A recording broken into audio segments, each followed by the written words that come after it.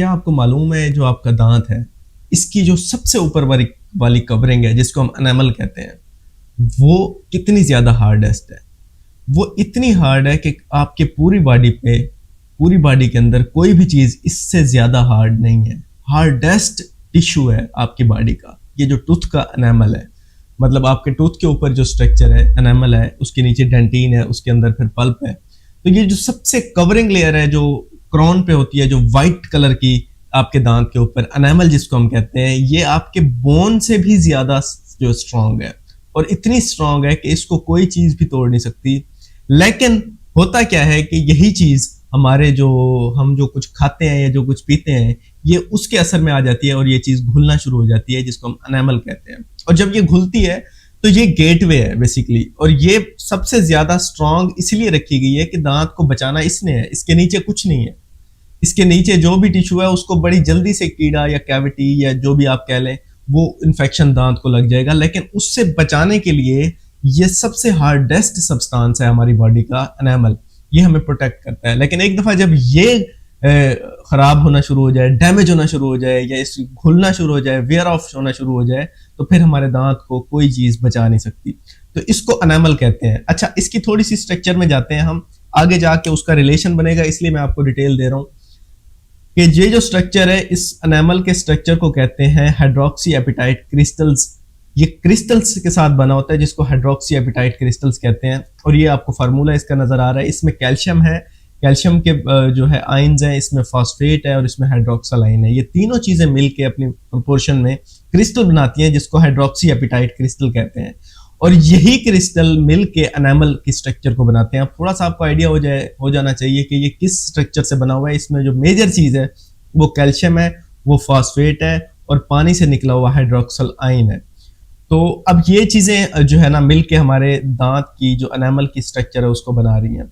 अब हम आगे आते हैं कि इसको जो है वो मिनरल, ये इतनी मिनरल कंटेंट है, इसमें कैल्शियम है, इसमें फॉस्फेट है। तो इसमें जब भी ये घुलता है या डैमेज होता है तो यही जो कैल्शियम है और यही जो फॉस्फेट है ये इसी क्रिस्टल्स के अंदर से निकलना शुरू हो जाती है, जिसके नतीजे में हमारा जो एनामल है वो वीक होना शुरू हो जाता है। अब ये बात समझने की है, इस प्रोसेस को हम कहते हैं डीमिनरलाइजेशन। डीमिनरलाइजेशन ये है कि दांत के अंदर से जो आयंस हैं वो निकलना शुरू हो जाते हैं, वो कैल्शियम निकलना शुरू हो जाता है, वो फॉस्फेट निकलना शुरू हो जाता है और एज ए रिजल्ट आपका जो एनामल है वो वीक होगा। तो आपका दांत ज्यादा चांसेस हैं कि कैविटी लगने के उसके स्टेज पे चला जाएगा या घुलना शुरू हो जाएगा या उसमें सेंसिटिविटी शुरू में सेंसिटिविटी शुरू हो जाएगी। तो ये सारा एक स्टेप वाइज शुरू हो जाएगा। अब हम जरा आपको आगे लेके चलने से पहले कि कौन सी जो ड्रिंक है वो ज्यादा स्ट्रॉन्ग है कि वो इस एनामल के साथ फाइट करके एनामल को जो है वो डिस्ट्रॉय कर देती है, इस डिटेल में जाने से पहले और क्या क्या इसमें चीजें हैं जो बड़ी जहन में रखने वाली हैं, हम थोड़ा सा आपको पीएच बताते हैं।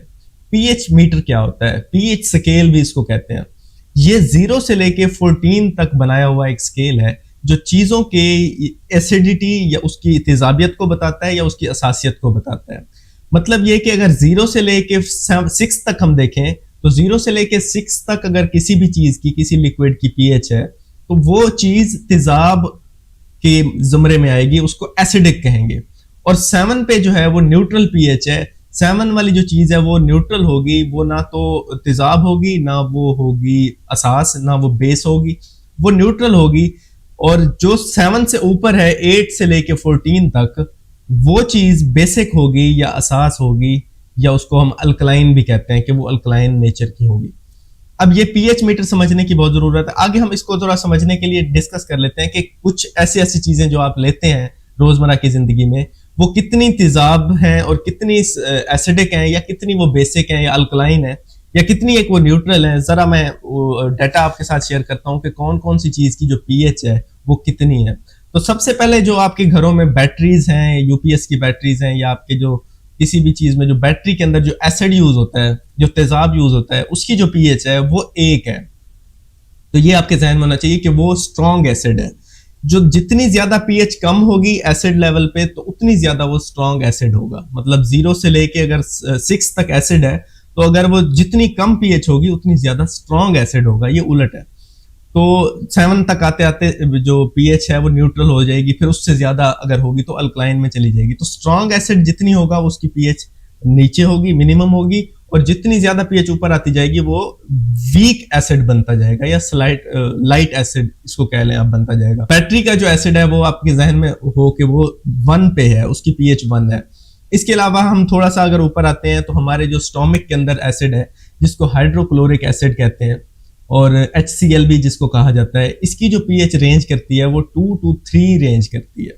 मतलब 2 से 3 उसकी पीएच होती है, जो आपके स्टोमिक के अंदर एसिड है, जिसको हाइड्रोक्लोरिक एसिड कहा जाता है। और ये आपकी जितनी भी हम चीजें खाते हैं, प्रोटीन है, जो भी चीज हम खाते हैं, तो उसको ये डिसॉल्व करने में, हजम करने में हमारी मदद करता है। अब इंटरेस्टिंग बात यह है कि इतनी ज्यादा एसिडिक एक चीज हमारे स्टोमिक में है, लेकिन वो हम जितनी भी गोश्त खाते हैं उसको हजम कर लेती है और स्ट्रॉन्ग चीज को भी घोल देती है, लेकिन हमारा जो स्टोमिक है उसको ये नुकसान नहीं पहुंचाती। तो ये कभी हम फिर डिस्कस करेंगे कि ऐसा क्यों है।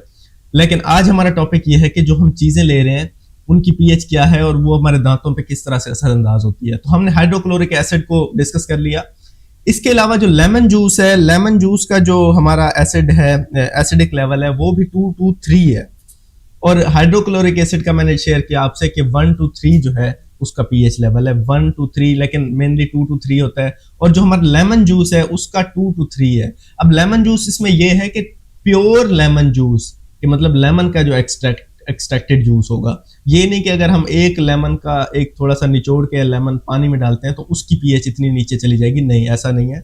जो हम निचोड़ के अगर किसी चीज को लेमन के अंदर, लेमन का फ्लेवर डालने के लिए करेंगे, तो वो इस जमरे में नहीं आएगा, वो स्लाइटली एसिडिक जाएगा, लेकिन वो इतनी ज्यादा नहीं होगा। इसके अलावा अब हम डिस्कस करें जो हमारा पानी है, जो हम पानी पीते हैं, उसकी पीएच होती है न्यूट्रल 7। तो इसलिए हम उससे नहा भी सकते हैं, वो हमें फील भी नहीं होता। पानी हमें जिस्म में जाते हुए ना एसिडिक फील होता है ना अल्कलाइन फील होता है, तो वो हमें क्या होता है, बिल्कुल न्यूट्रल 7 उसकी पीएच है। लेकिन जो कार्बोनेटेड वाटर कहते हैं उसकी जो पीएच है वो 5 to 5.5 है, स्लाइटली एसिडिक है, जिसके अंदर कार्बन डाइऑक्साइड ऐड की जाती है, तो वो जो है वो स्लाइटली एसिडिक वाटर हो जाता है। अब ये हमने कुछ डिस्कस किया। कुछ और आपको, कॉफी जो है, कॉफी जो हम पीते हैं उसकी पीएच है 5। इसी तरह से हम टी लेते हैं, चाय जो है, चाय की पीएच है 5.5, स्लाइटली एसिडिक ये चीजें हैं। इसके अलावा जो बियर है, जो हम शराब पीते हैं, अगर हम तो नहीं पीते, तो उसकी पीएच है 4 to 4.5। इसके अलावा जो सॉफ्ट ड्रिंक है, अब ये बड़ी इंपॉर्टेंट है, यहाँ पे आपको थोड़ी सी तवज्जो देनी है। जो सॉफ्ट ड्रिंक्स हैं, जिसमें कोल्ड ड्रिंक्स है, जिसमें पेप्सी है, जिसमें 7 अप है, जिसमें ड्यू है, जिसमें मिरिंडा है, जितनी भी सॉफ्ट ड्रिंक्स हैं, इनकी जो पीएच है वो रेंज करती है 2.4 to 3 pH। मतलब ये स्ट्रॉन्ग एसिडिक कंटेंट है जो हम सॉफ्ट ड्रिंक्स लेते हैं। अच्छा, ये तो हमने थोड़ी सी पीएच को डिस्कस कर लिया। अब हम आते हैं कि हमारे दांत को जो घुलने का प्रोसेस है वो कैसे इन्फ्लुएंस होता है इन एसिडिक चीजों से। जरा हम डिटेल में जाते हैं। तो इसमें ना 3 वेरिएबल हैं जो डिसाइड करते हैं कि हमारे दांत की जो एनामल है उसकी सरफेस ने घुलना है कि नहीं घुलना। अब उसमें सबसे पहला जो फैक्टर है, एक तो पहले हम थोड़ा सा इससे शेयर कर लें आपसे कि डीमिनरलाइजेशन जो हमने शेयर किया, कि आपके जो स्ट्रक्चर है एनामल की, जिसको हाइड्रोक्सी एपिटाइट क्रिस्टल्स कहते हैं, उसमें से कैल्शियम का, फॉस्फेट आयंस का लीच आउट करना जो है, वो लीच आउट जब करता है तो उसको क्या, उसी को हम कहते हैं डीमिनरलाइजेशन।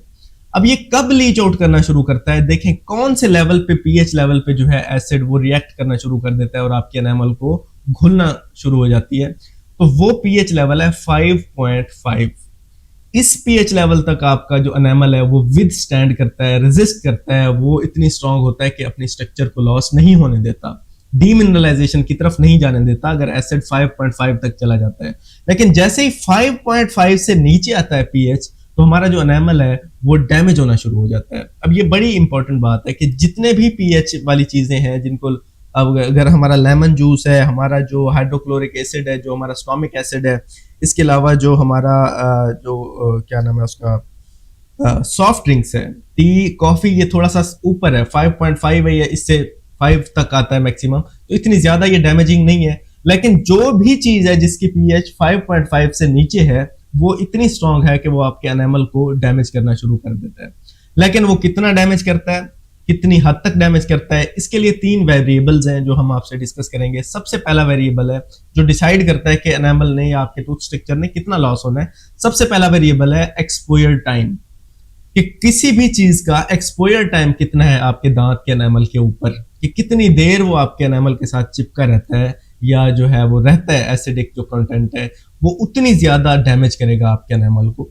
दूसरी चीज कि उसकी एसिडिटी कितनी है, कि उसकी जो पीएच लेवल है वो कितनी है। वो अगर 2 है तो बहुत ज्यादा डैमेज करेगा, 3 है तो उससे कम करेगा, 4 है तो उससे कम करेगा, 5 है तो उससे कम करेगा, 5.5 से ऊपर है तो शायद डैमेज ना करे। तो ये दो चीजें बड़ी इंपॉर्टेंट है, एक्सपोजर टाइम और फिर जो एसिडिक लेवल है या जिसको पीएच लेवल कहते हैं।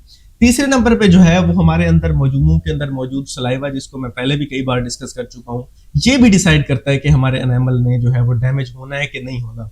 अब इसके पीछे क्या राज है, क्योंकि ये जो सलाइवा है ये बफरिंग एजेंट के तौर पे एक्ट करता है हमारी बॉडी के अंदर। ये बफर करता है। बफर क्या होता है कि किसी भी चीज को न्यूट्रलाइज करता है। मतलब कोई चीज एसिडिक है तो उसको न्यूट्रल करके नॉर्मलाइज कर देगा, और अगर कोई चीज अल्कलाइन बहुत ज्यादा जा रही है तो ये जो सलाइवा है ये एसिडिक उसको कन्वर्ट करके थोड़ा सा बैलेंस आउट करेगा, चीजों को ऑप्टिमाइज करेगा, मुंह का जो एनवायरनमेंट है उसको एक नॉर्मल रेंज में रखेगा, जो कि रेंज है 6.2 टू 7.5। स्लाइटली अल्कलाइन चला जाएगा या स्लाइटली एसिडिक चला जाएगा, ज्यादातर 6.2 या स्लाइटली एसिडिक रहता है हमारा जो सलाइवा है, जो हमारी थूक है। अब ये है हमारा जो सलाइवा, ये थोड़ा सा बफर के तौर पे एक्ट करता है। इसके अंदर काफी सारे मिनरल्स भी पाए जाते हैं, बाइकार्बोनेट आयन पाए जाते हैं जो कि इसको थोड़ा सा अल्कलाइन ले जाते हैं। इसके अलावा इसके अंदर कार्टिसोल जो स्टीराइड है वो भी नेचुरली पाया जाता है, एंटीबैक्टीरियल होता है ये सलाइवा। इसकी काफी सारी चीजें हैं जो इसके अंदर होती हैं। तो ये 3 चीजें हैं, एक्सपोजर टाइम, एसिडिक लेवल और तीसरा है सलाइवा। ये 3 चीजें मिलकर डिसाइड करती हैं कि हमारे एनामल ने या टूथ स्ट्रक्चर ने कितना लॉस होना है। अब हमने सारा कुछ थोड़ा सा डिस्कस किया, आपको ओरिएंटेशन हो गई कि कैसे हमारा जो टूथ का स्ट्रक्चर है वो डैमेज हो रहा है। अब हम सिर्फ डिस्कस कर लेते हैं सॉफ्ट ड्रिंक्स, क्योंकि जो हम यूजुअल चीजें लेते हैं ज्यादातर उनमें जिस चीज की पीएच सबसे कम है, जो डैमेज कर सकती है डैमेजिंग लेवल पे, एक तो लेमन जूस है और दूसरा है सॉफ्ट ड्रिंक्स। अब लेमन जूस जो है उसको अगर तो आप प्योर पिएंगे लेमन जूस को तो फिर आपके लिए वो नुकसानदेह है, लेकिन अगर उसको आप पानी में 1-2 लेमन डाल के उसको मिक्स करके पीते हैं तो उसमें इतनी कोई प्रॉब्लम नहीं है। लेकिन जो कुछ लोग हैं प्योर जूस, कुछ लोग तो ये भी बताते हैं कि उसको आप दांतों के ऊपर अप्लाई करें प्योर लेमन जूस को, तो दांत आपके साफ चमकदार, वो चमकदार नहीं होते, एनामल डैमेज होता है तो एकदम से व्हाइट अपीयरेंस आती है आपके दांतों की, आपको लगता है आपके दांत साफ हो गए हैं, साफ नहीं होते, वीक हो चुके होते हैं। तो खैर इसको लेमन जूस को आपने प्योर लेमन जूस को अवॉइड करना है, क्योंकि 2 to 3 पीएच है और अगर ज्यादा देर ये आपके मुंह के साथ चिपका रहा तो फिर आपके दांतों का एनामल जो है वो वेयर ऑफ होना शुरू हो जाएगा। अब हम आते हैं सॉफ्ट ड्रिंक्स की तरफ। इसको जरा मैं डिटेल में अभी डिस्कस करूंगा आपके साथ, क्योंकि ये एक ऐसी चीज है कि जिसको बड़ा ही कैजुअल हमारी लाइफ की रूटीन में शामिल हो गई है। ये कैजुअल तरीके से सॉफ्ट ड्रिंक, जो कोल्ड ड्रिंक्स है, कोका कोला है, पेप्सी है, 7 अप है, ड्यू है, ये सारी जितनी भी ये हैं, ये सारी सॉफ्ट ड्रिंक्स हैं और इनका जो पीएच लेवल है वो 2.4 से 3 है। और ये पीएच लेवल बहुत ज्यादा डैमेजिंग है हमारे दांतों के लिए। और क्यों, उसकी एक वजह बताता हूं आपको। इसके पीछे 3 डायमेंशनली ये हमारे दांत के ऊपर एक्ट करता है। समझे कि ये जिस तरह रावण के 10 सर होते हैं, इसके 3 सर होते हैं। 3 सरों के साथ ये हमारे जो दांत है उसके ऊपर अटैक करता है। 3 तरह से, 3 एस्पेक्ट से ये 3 डायमेंशनली ये एक्ट करता है हमारे दांत की स्ट्रक्चर को डिस्ट्रक्ट करने के लिए एक ही टाइम पे। सबसे पहला कि इसकी जो कंटेंट है, जो इसका लिक्विड है वो एसिडिक है, तो ये पीएच इसकी बहुत लो है, तो एकदम से एसिड जब जाएगा तो हमारे ये दांत को बहुत ज्यादा डैमेज करेगा, एकदम से उसकी जो स्ट्रक्चर है उसको लॉस शुरू कर देगा। ये तो हमने अब तक पढ़ लिया था। इसके अंदर एक और चीज है जिसको हम कहते हैं फास्फोरिक एसिड, जो कि इसके अंदर पाया जाता है। अब हमारा जो स्ट्रक्चर है एनामल का, मैंने पहले भी आपको बताया कि कैल्शियम और फॉस्फेट के साथ बना हुआ है, तो वो कैल्शियम और फॉस्फेट आपस में बॉन्ड बनाते हैं। अब यहाँ पे ये जो फास्फोरिक एसिड जाएगा, ये जाके कैल्शियम को लीच आउट करेगा स्पेसिफिकली। मतलब कैल्शियम जो उसके स्ट्रक्चर के साथ जुड़ा हुआ है उससे निकाल के अपने साथ बॉन्ड बना लेगा और कैल्शियम फॉस्फेट बना देगा, फास्फोरिक एसिड जो है उस एनामल की कैल्शियम के साथ एक्ट करके, तो जिसके नतीजे में हमारा जो एनामल है उसमें से कैल्शियम निकलना शुरू हो जाएगी। ये कोल्ड ड्रिंक के अंदर पाया जाता है फास्फोरिक एसिड, जो कि रिएक्ट करेगा कैल्शियम के साथ, जो कि टूथ के एनामल में है। तीसरे नंबर पे जो बहुत ही डैमेजिंग चीज है वो इसके अंदर होता है शुगर। अगर आपको लग रहा है कि 325 ml के अंदर कितनी शुगर की मिकदार है, एक जो कोक आप पीते हैं, तो 325 ml वाली कोक के अंदर आपके 16 चम्मच हैं, टीस्पून, 16 टीस्पून सिर्फ चीनी के हैं।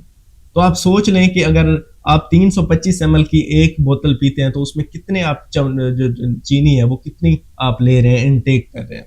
अब चीनी क्या करती है, चीनी आपको मैं पहले बता चुका हूं कि वो जो हमारे बैक्टीरिया हैं, जो माशाल्लाह से शुगर ईटिंग बैक्टीरिया हैं, जो शुगर उनके तो वारे न्यारे हो जाते हैं, वो इतनी ज्यादा शुगर कंज्यूम करते हैं और वो फिर से एसिड कन्वर्ट करते हैं, जिसके नतीजे में जो है वो हमारे जो एनामल है उसको डैमेज करते हैं। तो सलाइवा के अंदर भी हमारा एसिड बाद में जो प्रोड्यूस होता है बैक्टीरियाज की वजह से वो ज्यादा डैमेज करता है। अब इसमें एक तो एक्सपोजर टाइम बढ़ गया। एक्सपोजर टाइम इस तरह से जो शुगर कंटेंट है वो सस्टेन रिलीज करेगा एसिड की। वो जो हमने पिया एसिड कोक के फॉर्मेट में वो तो चले हमने कुल्ली कर ली, लेकिन जो शुगर छोड़ दी हमने दांतों के ऊपर उसका बाद में सस्टेन्ड एसिड का रिलीज होगा बैक्टीरियल, जो जब वो एक्सक्रीशन होगी तो उसके नतीजे में।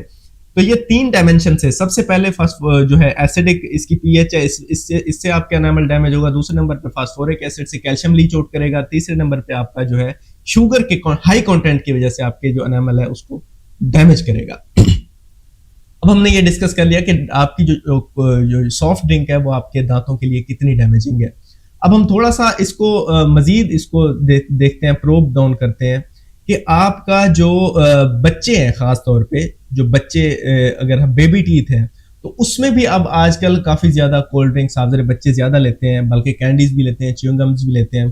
तो बच्चे का जो कैल्शियम और फॉस्फेट का जो क्रिस्टल्स होते हैं एनामल के दांतों के, बच्चों के दांतों के, वो बहुत ही ज्यादा इमेच्योर होते हैं, वीक होते हैं, स्ट्रॉन्ग क्रिस्टल्स नहीं होते। तो वो बहुत ज्यादा ससेप्टेबल होते हैं कि अगर आप बच्चे कोक ले रहे हैं या च्युइंगम ले रहे हैं या कैंडीज ले रहे हैं या एसिड ले रहे हैं तो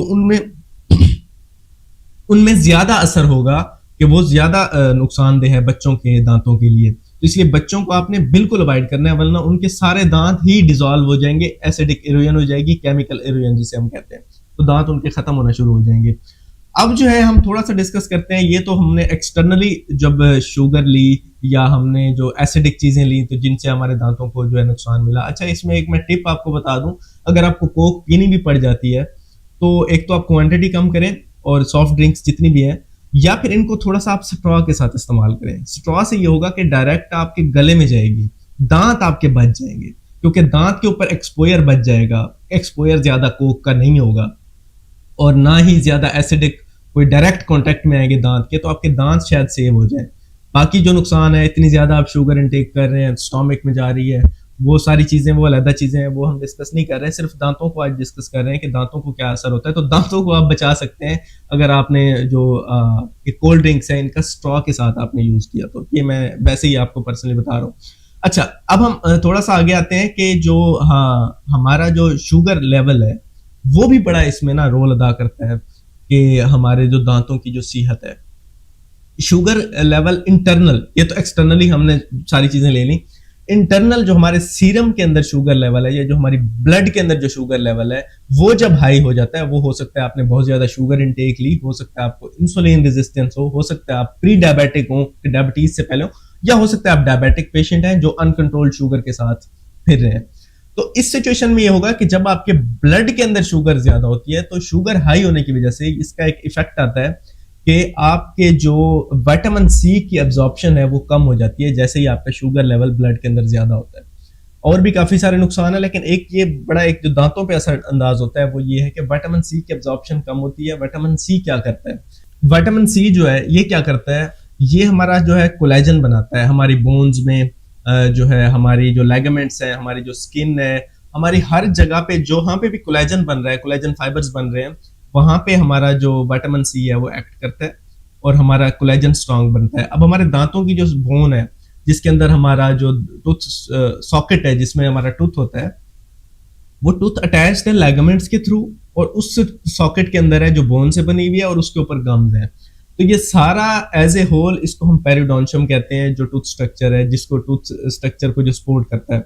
विटामिन सी की कमी से फिर क्या होता है कि जो हमारा गम्स है वो इन्फ्लेम्ड हो जाएगा, हमारी बोन है जो उसकी स्ट्रेंथ कम हो जाएगी, लेगामेंट्स जो है वो वीक हो जाएंगे, तो हमारे दांत खड़े खड़े वहीं पे हिलना शुरू हो जाएंगे जब हमारा जो है वो ब्लड शुगर लेवल हाई होगा ब्लड के अंदर, तो जिसके नतीजे में ये सारा कुछ होगा, तो जिसको पेरियोडोंटाइटिस या गम डिजीज भी हो सकती है। तो इस चीज को देखा गया। आई होप सो ये वीडियो आपके लिए हेल्पफुल हुई हो और अब आपने खुद डिसाइड करना है कि कौन सी वो ड्रिंक है जो आपके लिए डैमेजिंग है, आपके दांतों को जो है वो खोल सकती है, आपके दांतों की स्ट्रक्चर के लिए बहुत ज़्यादा प्रॉब्लमेटिक है।